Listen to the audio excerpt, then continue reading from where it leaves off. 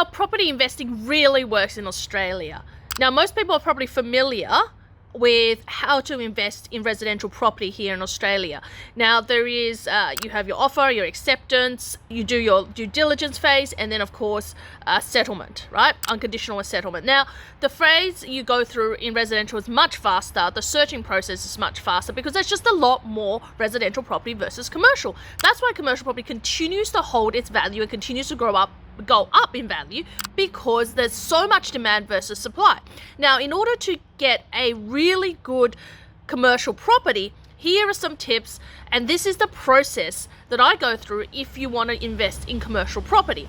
So here's some of the fundamentals I'm going to cover for you: the different types of commercial property, how to do the negotiations, what to look for during the due diligence period, plus all the way to the end when you are looking at management, you're looking at settlement. What is that whole process from beginning to end, right?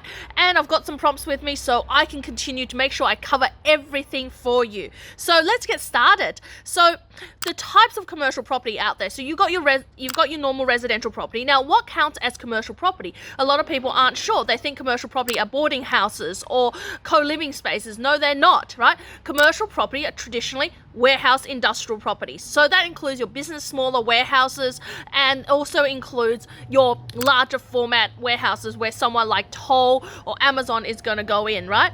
But on top of that, you've got your mixed tenancies. If you are looking at residential and commercial, you might have shop top housing.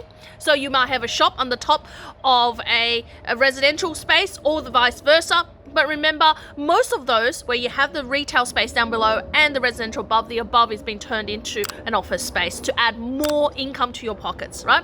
So really, office space, retail, industrial are the three main property types for commercial property. You can have some mixed tenancies where you have retail mixed with office space, retail mixed in with industrial space. They're all really, really normal. But your little man sheds, 80 square meters, not really technically commercial unless you're buying them in a row. If you got 3 or 5 of them in a row, they're definitely commercial and they're in a commercial park. But where you get 60, 70 square meters and they're all 67 square meters in a complex, that is more like a storage shed, less in terms of where it's going to retain its value in the future and tenantability as well, right?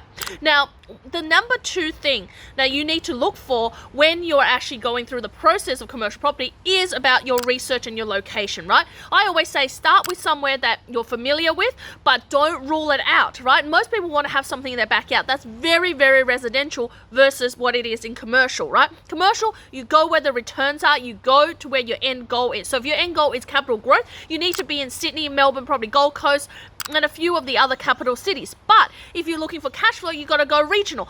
But just because you're going regional and you're finding 8 or 9% yields doesn't mean that they're secure, right? It might be great to have 8 or 9%, but if your tenant does vacate in the next 18 months or 2 or 3 years and it takes you a year to tenant that property, that doesn't look like such a great property, right? So that's why I want to tell you that location and research is so much more important, right? It's important because that you need to look at what it is that you are really trying to figure out, right? Are you trying to achieve financial freedom?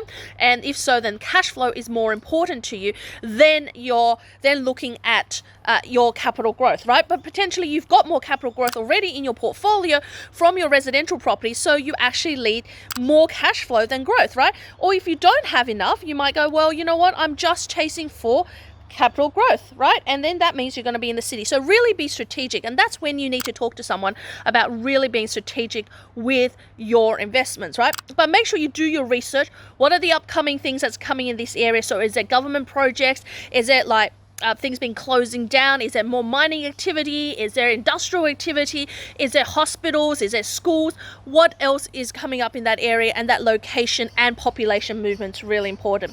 Now, number 3 is about financing. Now, financing your loan. Now, in commercial, you've got something different that residential doesn't have, and that is that you can actually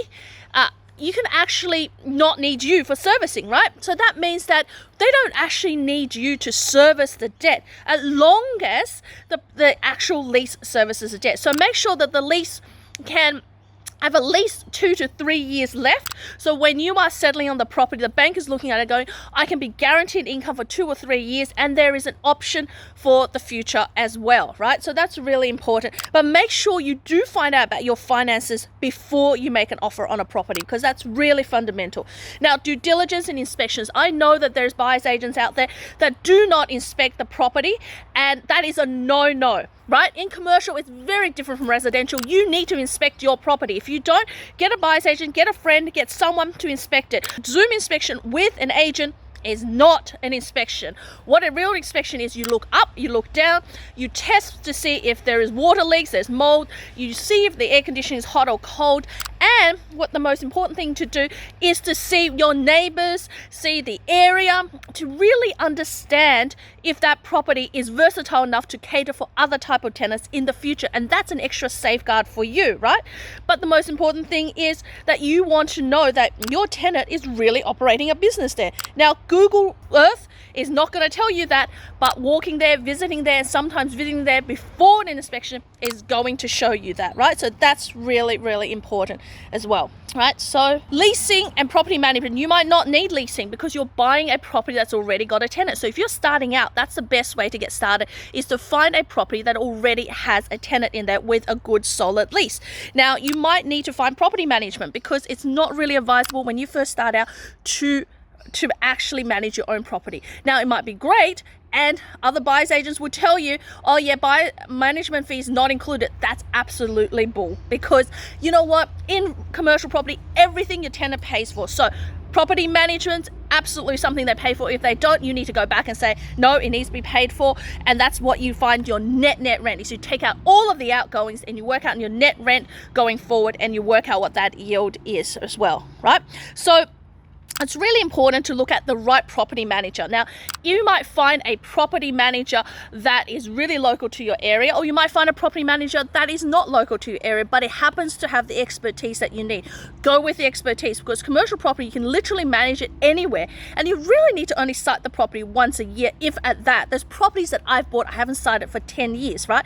But the most important thing is that you do get someone who is more experienced at managing this property than you are, and then the locals, because sometimes in the local area, and I've been to areas, especially in regional areas, where they actually don't know how to manage commercial property properly, right?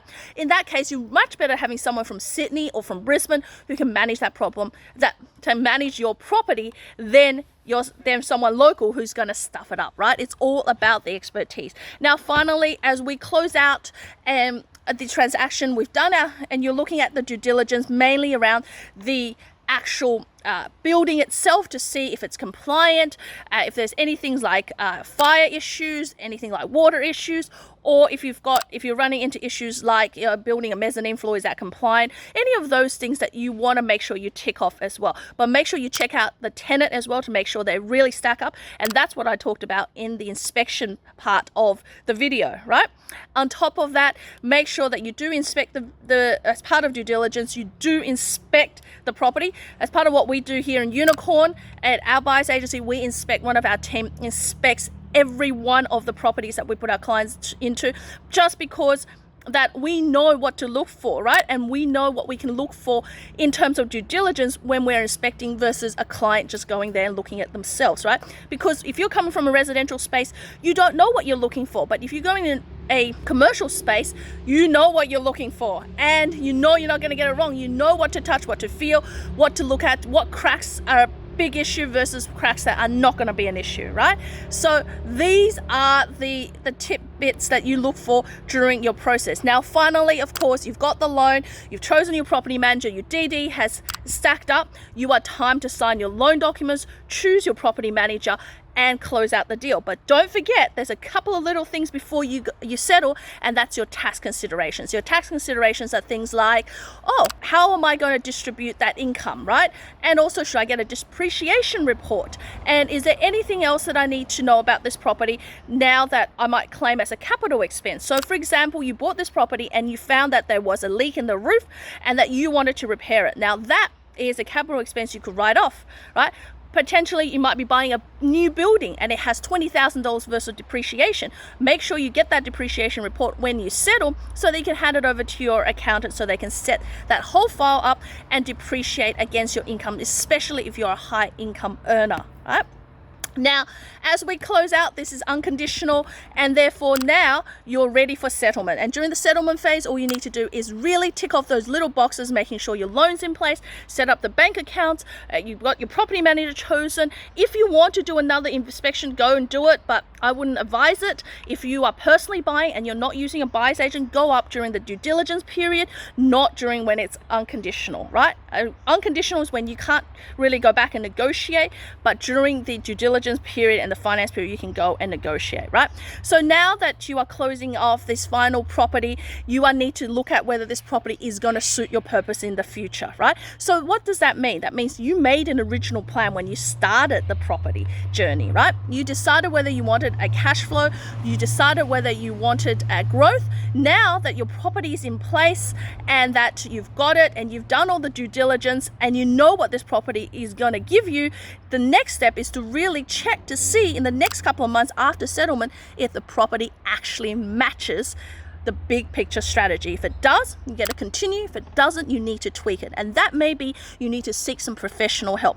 Maybe this is all really new to you and you just want some hand holding. In that case, you need to reach out to professional people, whether that's accountant, financial planners, lawyers, and other buyer's agents like myself and educators like myself who can mentor you through that, or just simply other people who can help you dissect the deal, but also help you move forward and understand if it fits your big picture. So strategy is really important because strategy helps you to buy no matter what the market is doing, right? So now, what's your next steps now that you've settled, you've checked for things? Well, the best thing is to follow me on Instagram. On there, I'm going to give you a whole heaps of free resources that you're going to need to get started in your journey. In fact, if you want my 10-step process, all you have to do is click the link below, fill in your details, and I'll shoot that over to you so that this way you've got a beginning to end the 10-step process that I use to start a deal and to close a commercial property deal. So hopefully that's given you some guidance on how to get started. Make sure you subscribe,